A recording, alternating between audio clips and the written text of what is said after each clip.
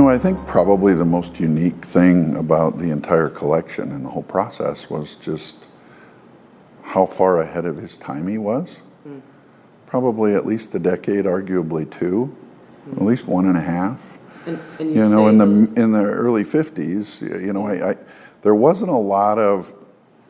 weren't a lot of scholars, linguists, educators, whatever, who were really talking about the language disappearing. Okay. At least not to the extent that they were in the 70s, for example. And so recognizing the importance of preserving that in the 50s, I think he was way ahead of his time. No one else was doing it, right? And again, and you've heard this part of the story before, but when you go to the reservation, a lot of those towns didn't have electricity. They certainly had never seen a reel-to-reel recorder before. And so it was something that, was really ahead of its time. And I think that largely was because of my grandfather's upbringing. He was raised by his grandparents very traditionally. And his grandmother was at Wounded Knee. She was at Little Bighorn. And all those stories in the oral history that was passed on, that was a lot of it. And going to boarding schools and being forbidden to speak the Lakota language. Okay.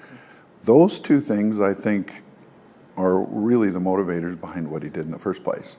It's one, the language is going to be gone. The oral history, the stories of his grandmother's generation and even his mother's generation will be lost forever, right? They're not written down. There wasn't a lot of written Lakota in those days, very little. And so I think that was really his primary motivator behind going out and recording. And so some of those earlier recordings are, the Dewey Beards and the Sitting Bull's Daughter and the Red Cloud Family and some of those, where he was really trying to make sure he recorded their history, their family songs, those things, before they were lost forever, was really what motivated him to start the whole process. It morphed from there. A lot of that, I think, driven by the desire of people to have their stories recorded. So he started with a mission basically to preserve what he had learned that he knew would be lost, what he'd heard firsthand that he knew others wouldn't have the opportunity to hear firsthand, right? His grandmother took him to Little Bighorn and walked him through where she was, right?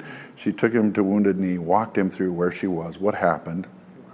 He did the same for us, at least at Wounded Knee with me, but he knew all that would be lost. And so that was really, I think, the primary motivator to start the collection. But as I said, it morphed from there, and that as he would record, say, the Red Cloud Family, well, then someone else would say, hey, I have stories, right? That my grandfather told me, or a song that my grandfather taught me, or whatever, and it started going from there. And so then he got where a lot of the singing groups wanted their songs recorded.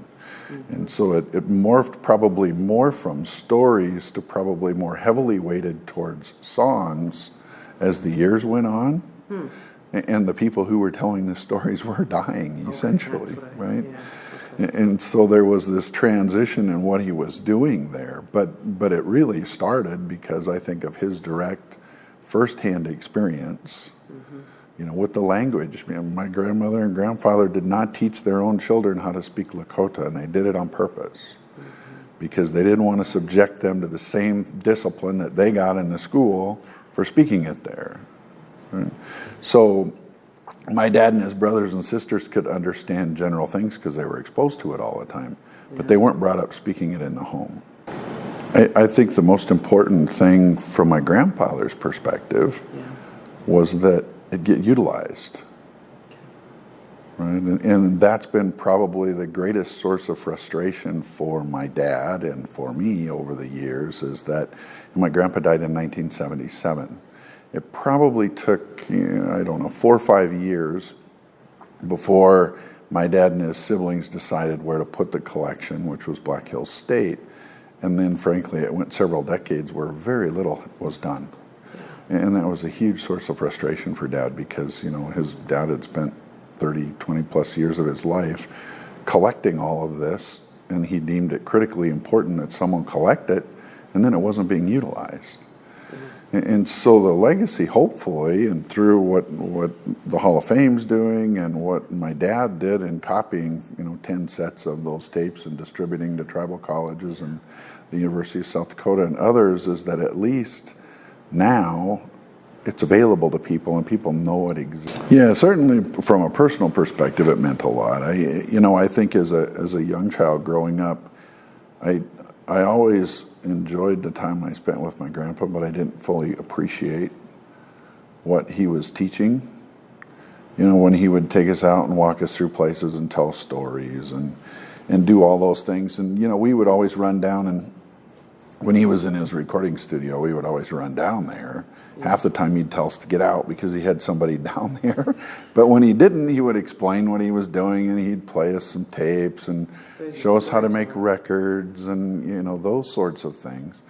But I didn't really appreciate what the impact was. Probably until I was maybe 11, 12, 13, particularly probably 11 or 12. That's pretty young. And got, much more interested in what he was doing then, and much more interested in, other than just, Grandpa, how do you say this? Which is what I used to do from a language perspective, or Grandma, how do you say this? I didn't really try to learn. I just, I was around and heard enough things that I picked up things, but I didn't really have an inclination that I should try to learn this from him while I still could. About 11 or 12 I did. But then he died when I was, I think, 14, not quite 15. Okay. So you got some time. But not near enough. In those couple years, interestingly, those were after he'd retired. And the last couple years, he spent the school year at the University of South Dakota during the winter teaching Lakota. And so he was always close by me growing up. When I grew up primarily in Custer, and he was in Rapid City. But in those couple of years when it was probably most critical, he was down there. And I actually wrote quite a few letters back and forth with him over that time, asking about things. And he would have my dad go to the house and get a particular book or a particular tape for me and bring it back to Custer or whatever. But it was a period, unfortunately, where he wasn't close by when the light bulb finally went on for me, and so when I think about say my kids or my cousins and their kids, I don't think they really understand. They knew that he recorded a lot of tapes and they've heard from us what happened, but I don't think any of them have really had an opportunity to listen to many of them. Even the translated versions that my grandfather did of, Dewey Beard's a great example. He's got some really interesting story at Wounded Knee of being shot and, doing all these things. They haven't listened to many of those. And so that's one thing that I would like to make sure as they get old enough now to better appreciate what was done. That hopefully they have the same, even just a little bit of interest, right? How do you think you sparked that interest? How can that be sparked in young people from your perspective?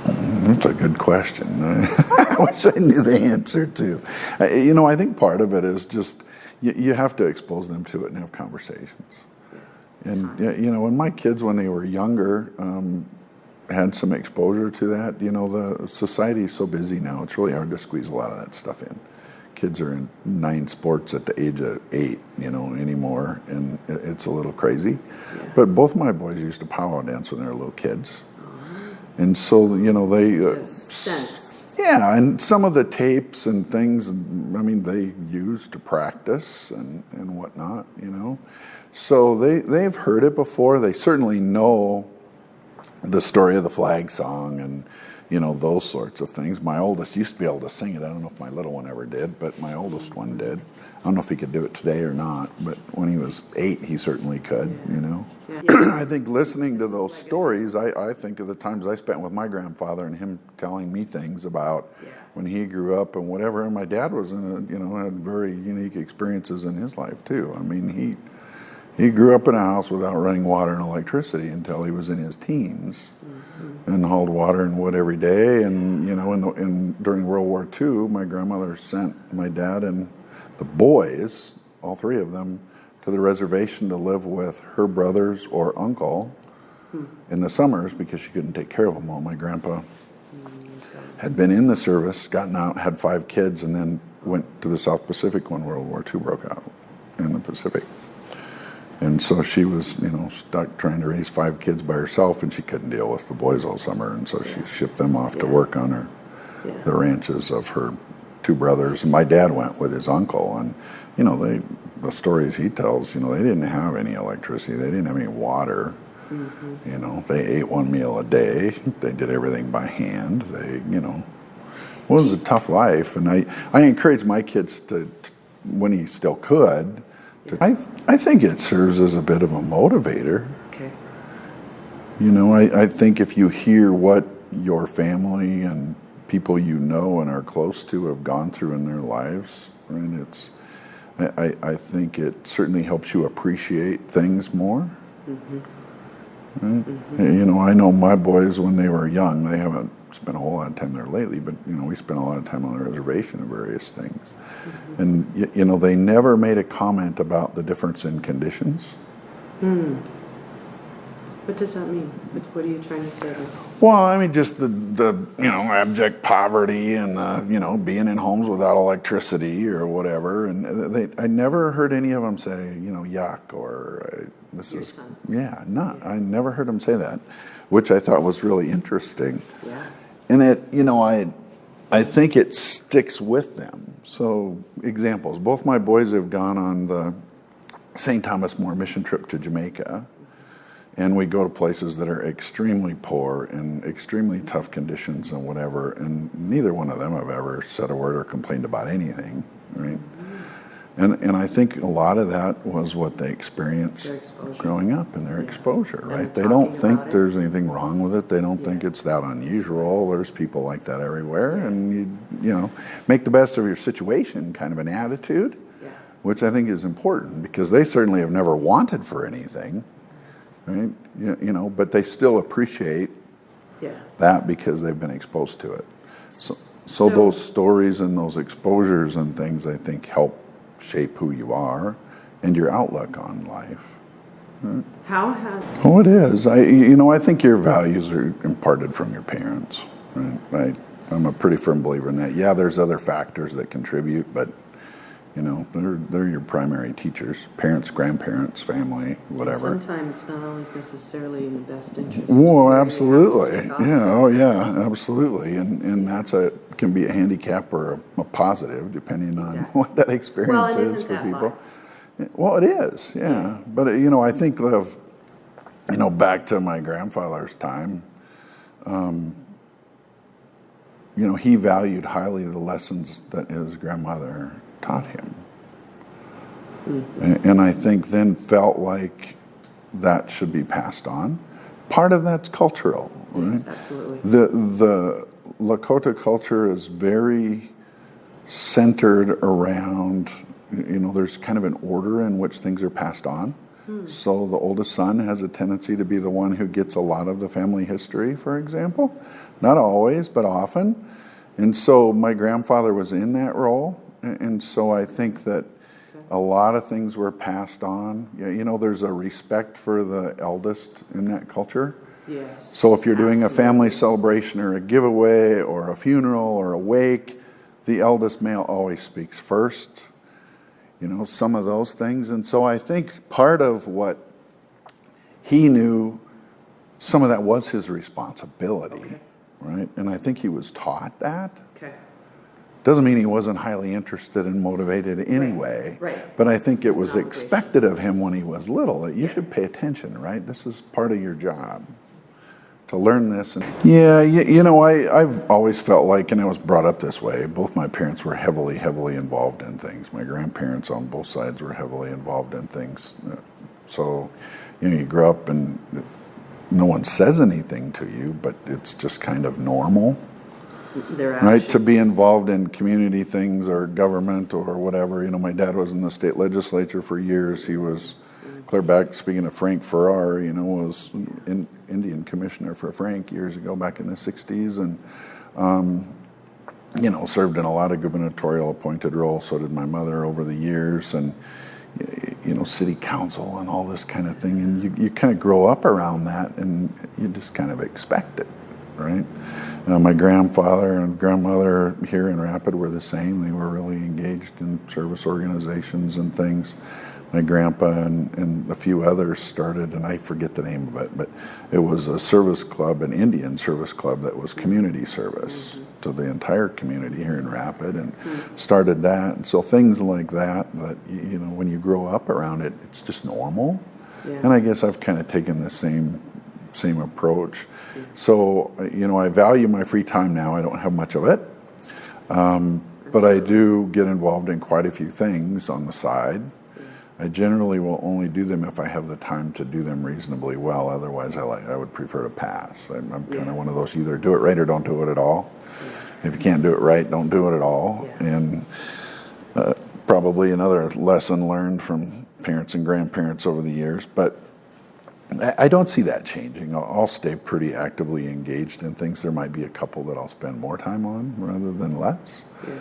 But I think that's part of everyone's responsibility, right? Yeah. I think that regardless of your situation, we all have things to give, talents or time or whatever, to others. And I think that's, I think it's a value that you should teach your own kids, but I think you get a lot of satisfaction and happiness out of doing that. The interesting thing I think about the whole tape collection of my grandfather's is that while he was here to put it all together, I don't think he had any clue what might happen with it. I mean, he knew clearly why he was doing it. I don't think he even really had a clear vision for how to accomplish that. I mean, he looked at his job at recording it. And if people asked, he would share them willingly and did that. But there was never an effort on his part to really make sure that it got widely distributed and utilized. Yeah. Part of that was the time, right? I don't think people appreciated the value, and it wouldn't have been as easy to garner support to try to widely distribute it in the 70s, for example. But it was kind of right at the cusp of when I think people were really starting to recognize the value of what he was doing. I don't think he really appreciated it. I think he knew that he wanted something done with it, but I mean, he never made any provision in his will for even what would be done with that collection. Yeah. None. Which was part of the problem and why 30 years later we're still trying to figure out what to do with it. I mean, honestly. I'd like to think we've got a little bit of a handle on that. Yeah, but I think the value there and the recognition, I think that you can do things today that'll have an impact on generations down the road that you don't really fully appreciate at the time that you're doing them. We have family members today that come and say, "Hey, I know that your grandpa recorded my grandfather, right? Is there any way I can get copies of that? Is there any way you can share that?" The interview that we did on the flag song, I literally found my grandfather's handwritten script for a radio show telling the story of how that song came about. I sent a copy of that to Myron Poirier because, Ben Black Elk, his grandfather, was the one who sang the song the first time. Yeah. So, being able to have that happen years afterwards, I don't think my grandfather had any idea what that would mean to, second, third, fourth generation people when he recorded those stories. I think he knew it was valuable to preserve. Yeah. I don't think he fully appreciated how much the service, quote unquote, that he was providing at the time would actually carry on for years or decades after, right? What should you do? What do you feel compelled to do? What gives you pleasure in what you're doing? Makes you feel better, maybe helps teach kids, your kids, whatever. That drives kind of how I act and what I do. And I think less about, well, what's that going to mean 30 years from now, right? Now, in the utility business, it's different in that we invest in 40-year infrastructure. Okay. So there's an element that no matter what you do when you're building things in this business, that you know will be there for at least one, if not two generations, at a minimum. But you don't really think about it that way. I mean, we make decisions with a long-term planning horizon on a business perspective. You have an appreciation for the work that he did. And so the fact that it's being recognized, I'm not sure I'd call it surprise, but I think it's positive, right? And I think I know, like for my dad, if he could comprehend what was happening today, he would be really happy. You know, he was really frustrated for years about nothing being done with this. And he was frustrated with his dad for not making any provisions for anything to be done with this, you know. I literally had those tapes in my bedroom for about 5 years because there was no place else in the house to put them all. So while you were off to college, did you? No, I was in You were there. junior high and high school. He was sleeping with it. And I had these huge trunks of tapes in my bedroom, literally. And it was highly frustrating to Dad, you know, that just nothing ever got done. So I think the surprise, not so much a surprise, but a pleasant ending, I guess, is that after 40 years, someone's getting to utilize the work that his dad put so much time and effort into, you know, I think, and devoted a big chunk of his life to. He did this every spare moment. I mean, he was engaged in some service clubs and some other things like that, again, in the church and whatnot. But when he had spare time, I mean, he was recording people all the time. And when he wasn't doing that, he was in the basement making copies. You know, again, he could cut vinyl records. He would make copies of things and distribute them to people. And so it was a huge part of what he did for